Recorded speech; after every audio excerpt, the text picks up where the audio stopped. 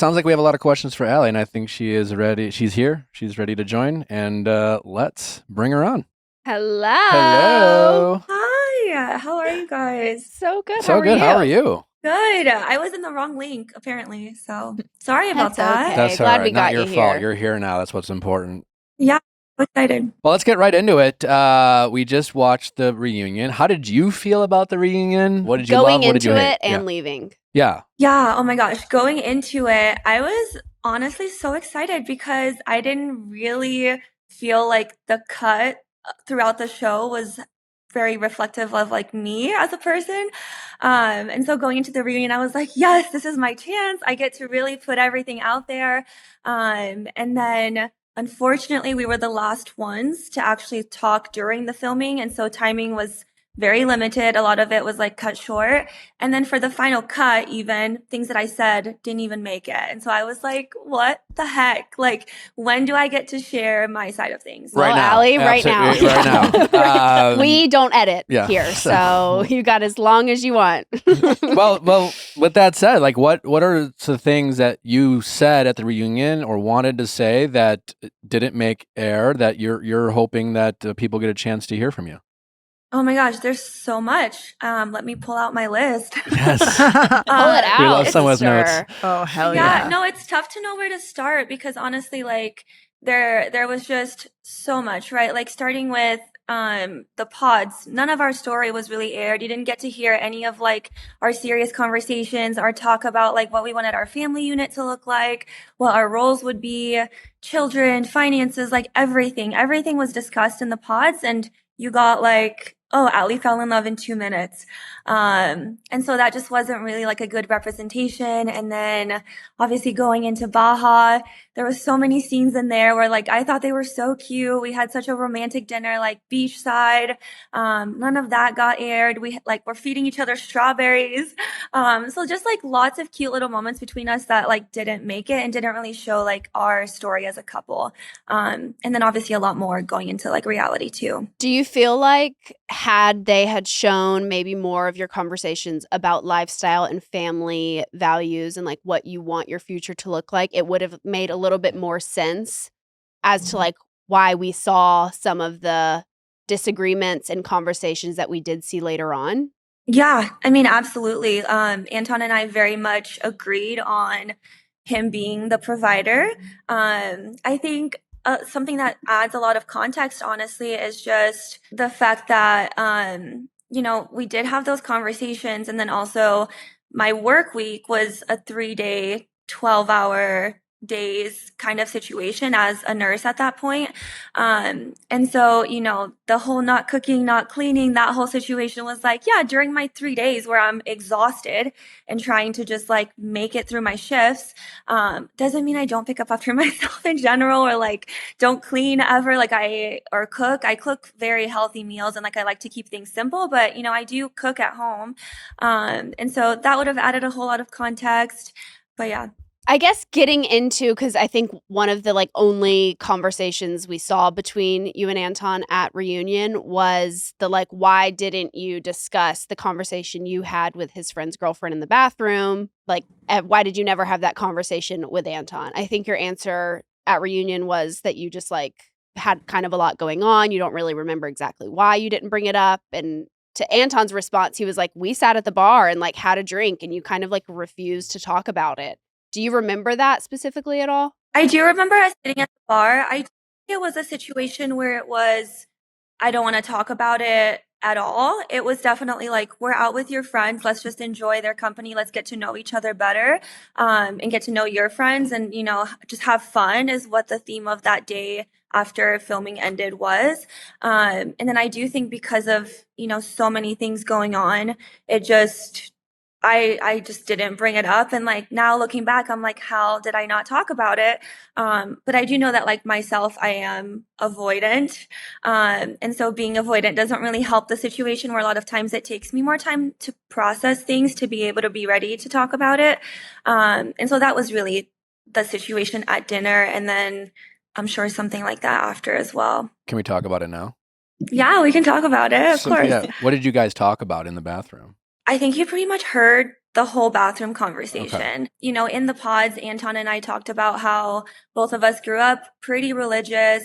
We kind of stepped away from religion for a little while, and then in, you know, the recent year had come back to it. So that was actually something that we really connected on, was growing our religion together and wanting to do that. And so obviously somebody's past, like we all have a past, right? My concern was with it being like a recent thing, and us having shared our religion, how that wasn't really something that, like, you know, he talked about. And I had to hear that from somebody else. And then, you know, the drinking conversation came up later too. And that was the general theme of our conversations, was like not really talking about it fully, but more so like defensiveness when anything did get brought up. So it was hard. Was that friend conversation that the first moment where you thought, Anton might not be as upfront about how much he drinks, or there's a disconnect with what my perception of his drinking is versus the reality of it? Or was there a different time where you kind of had a oh no moment? I think the first time that I started realizing that maybe I don't know the extent of Anton was actually in Baja. And I did talk about this at the reunion, not the specific thing on its own, but he had a vape the whole time in the pods. And I was like, how did you get a vape? Like, we weren't meant to have anything on us. And I don't remember if we discussed like vaping or smoking specifically, because we had, you know, so many hours of conversation. But at this romantic dinner that I mentioned, we were, you know, in front of like these beautiful rocks, and like the sun was setting. It was such a great dinner. And here he is just like ripping his vape the whole time. And production was like, Anton, put your vape away, like, or we're going to take it. And so I kind of started to get a little bit of like distaste in that sense, where it was like, what else is there that I may not know that is like a daily habit for you? Was it a tiny little vape, or was it one of those big smoky things? No, it was like the full machine. That's crazy. Oh, not In even a 2025, pebble. 2024 had the full machine. Is he going like to a hookah bar? That's he crazy. does go to hookah bars. I think he did share that with me. Okay. Which, like, I enjoy hookah bar every once in a while. I don't think there's anything wrong with them. But I did not realize the extent of the vape use until like that dinner. I was like, oh my gosh. A lot of people watching the show picked up on when you guys had the reveal and you meet each other for the first time in person. I'm sure that's just a whirlwind and you kind of probably black out, but maybe you did notice. But we all noticed that instead of looking back at you, he poured himself another glass of champagne. When did you first realize that? Was that watching it back or in real time? I didn't really think of it much in real time, but you do see a hint of like, I'm like, hello? Like, I was literally standing there waiting for him to turn around, and he didn't. And I knew he liked his champagne, and like, that's fine. To me in that moment, it wasn't an issue, like, because like you said, it is a whirlwind. Like, there's so much going on.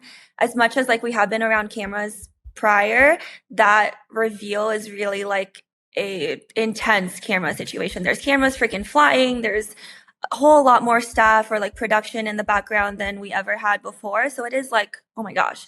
But one of the other things too is like, he did propose. People think he didn't propose, but he did get down and like give me the ring. Okay. And that was the ring that he bought or Netflix gave to him? Because I know y'all had a little conversation about that once you got to Baja as well. And he made it seem like he bought it. Yeah, that Baja conversation, or I guess to address the ring first, that was a Netflix ring.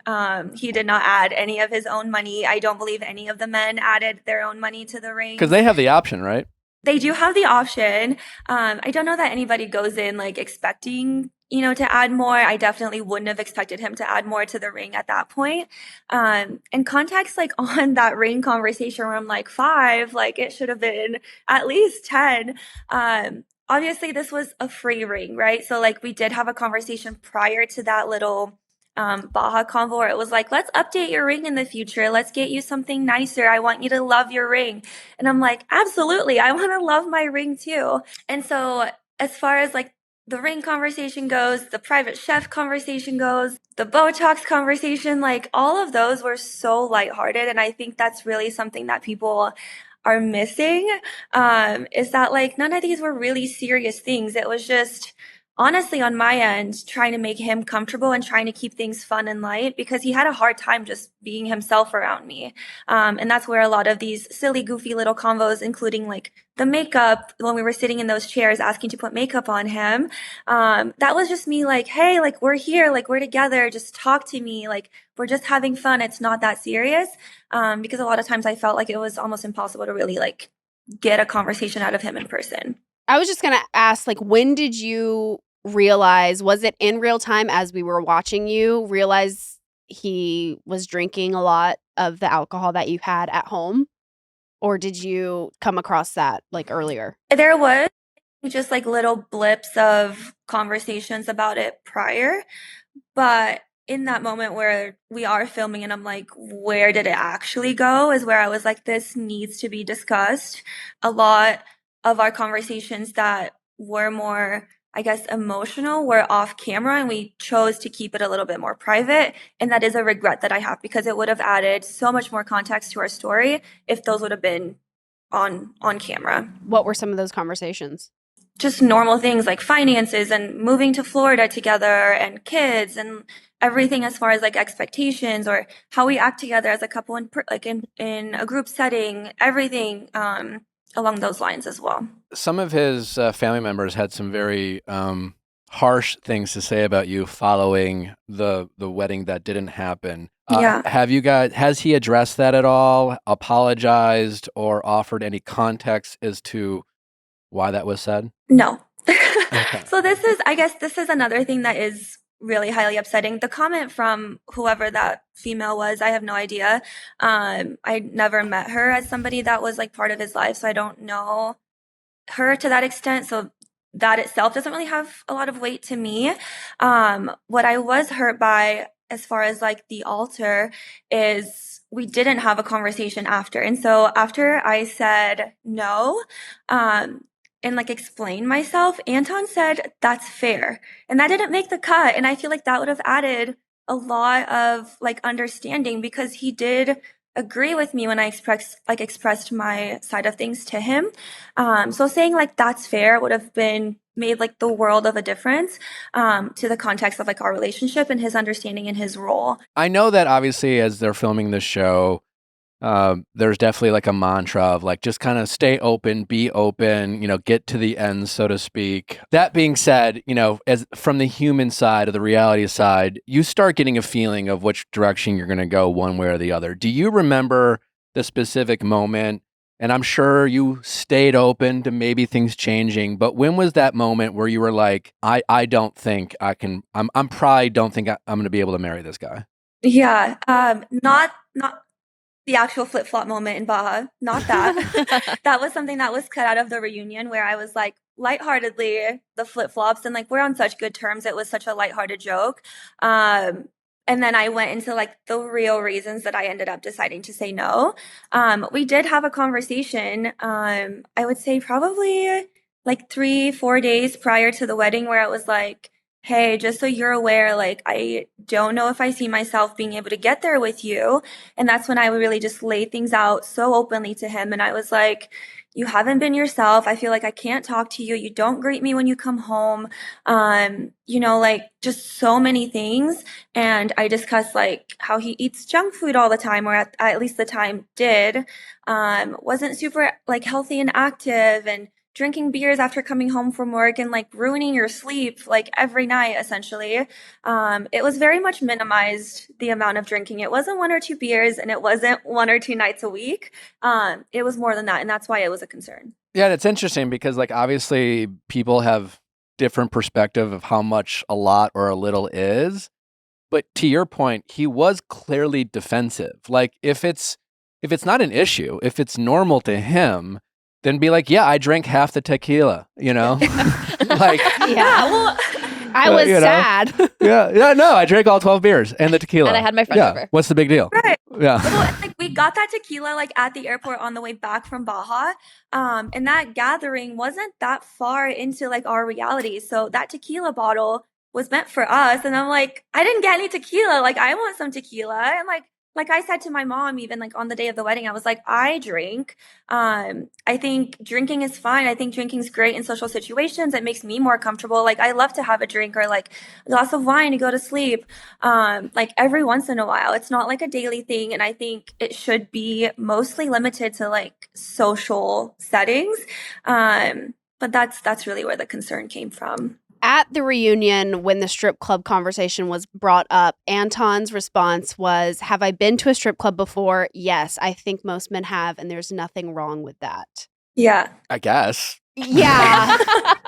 Felt a little, I was like, speak for yourself, first of all.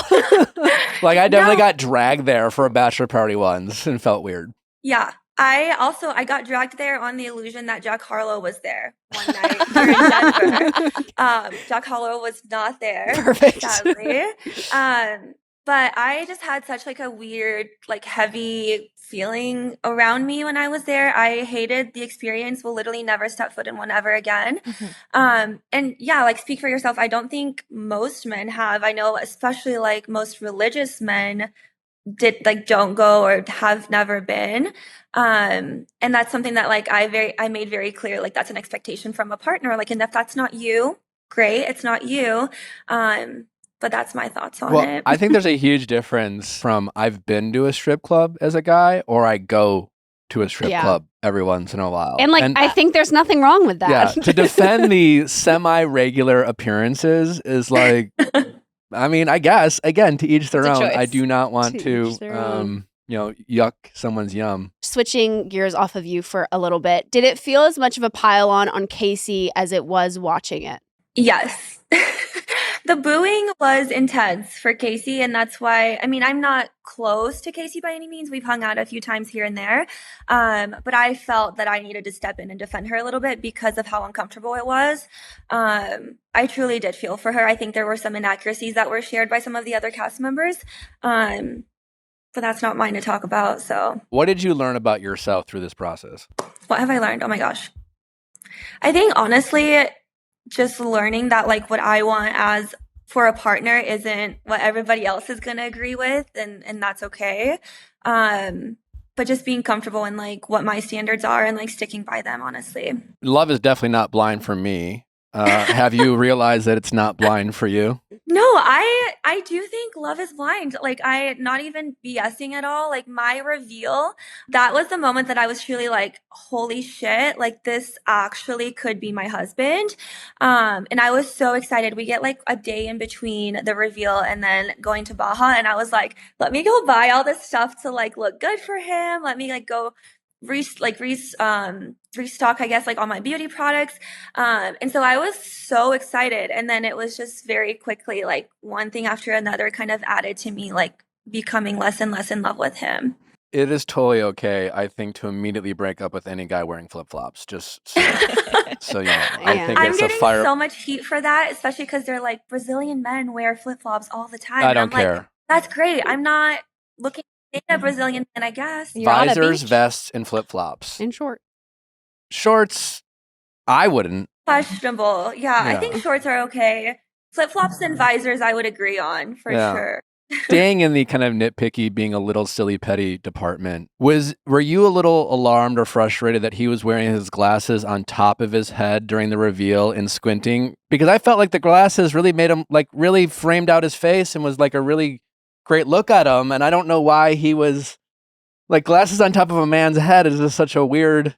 They don't belong there. It's like an ick. It's an ick. Yeah, honestly, I didn't even notice them. I can't say that I thought about it. Like, I saw his hair was huge. His hair was like 2 meters above his head, but I was like, hey, he has a great head of hair. I love that for him. He does have a great head of hair. Have a great head of hair. Yeah. Have you started filming Perfect Match yet? Or Too Hot to Handle? Or Too Hot to Handle. Or Let's Marry Harry. I feel like you are his type to a T. Oh my gosh. No comment on any of that. Okay. But I'm sure there are some exciting things coming. Love. Okay. Love. We're sure there's exciting things coming. Sure that there are excited things. Okay. We do have a fan edit that Justin, part of our team, Sweet Boy Justin, he made for you because he felt like I felt you moved deserved by it. you at the altar at 1 a.m. in the morning. So we want to show it to you. Okay, I love that. Thank you. That's it. That's it. That's such a cute song, but like such a sad edit. You have a fan in Justin. I am your fan. I love you. Thanks, Justin. I'm your fan too. Any more questions for Allie before we let her go? Oh, I do. I'm sorry. I have one. Speaking of like exciting things happening for you, you were. I don't know this is part of why, but you were kind of like oddly cryptic about your relationship status on the reunion, and was wondering if there's a reason why. Is it because you may or may not be ending up on TV again, or are you because it makes it sound like you are in a relationship when like he doesn't want to be public. Yeah. Yeah.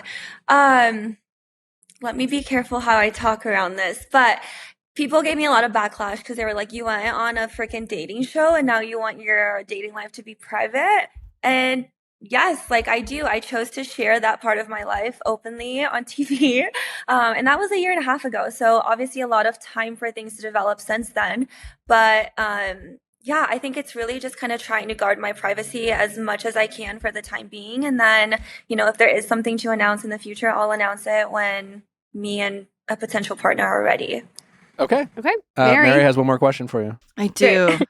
I'm just like really enamored by the way you pretty cry. And I was just wondering if you had any advice to the girlies on how to pretty cry like that. Botox. Thank you very much, Diva. Allie, I appreciate your time. If you're ever in LA, stop in the studio so you can take one of our Polaroids that we have all our guests do and make some content. But other than that, good luck. Maybe we'll see you back on the Netflix screen sooner than later. Otherwise, enjoy the rest of your time. Stay offline. Don't read the comments. And thank you guys so much. Thanks for joining. Thank you, Allie.